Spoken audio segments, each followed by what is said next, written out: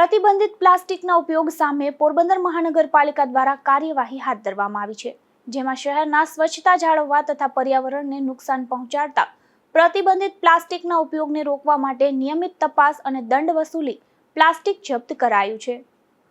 પોરબંદર શહેરમાં સ્વચ્છતા જાળવવા તથા પ્રતિબંધિત પ્લાસ્ટિકના ઉપયોગ પર નિયંત્રણ લાવવા મહાનગરપાલિકા દ્વારા સતત ચેકિંગ અભિયાન હાથ ધરવામાં આવી રહ્યું છે.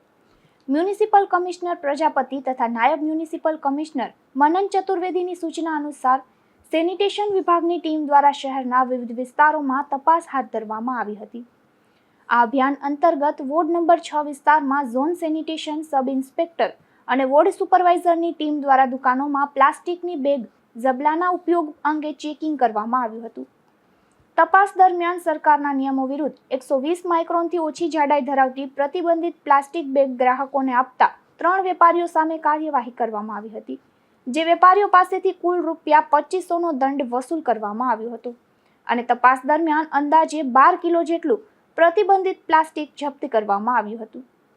આ ઉપરાંત વોર્ડ નંબર 12 વિસ્તારમાં પણ ચેકિંગ દરમિયાન જાહેર સ્થળે ગંદકી કરતા 4 વ્યક્તિઓને સ્થળ પર જ ₹400નો દંડ ફટકારવામાં આવ્યો હતો.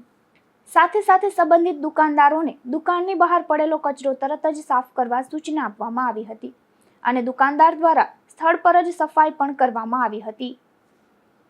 નિપુલ પોપટ સાથે અશોક થાનકી, ગુજરાત ન્યૂઝ, પોરબંદર.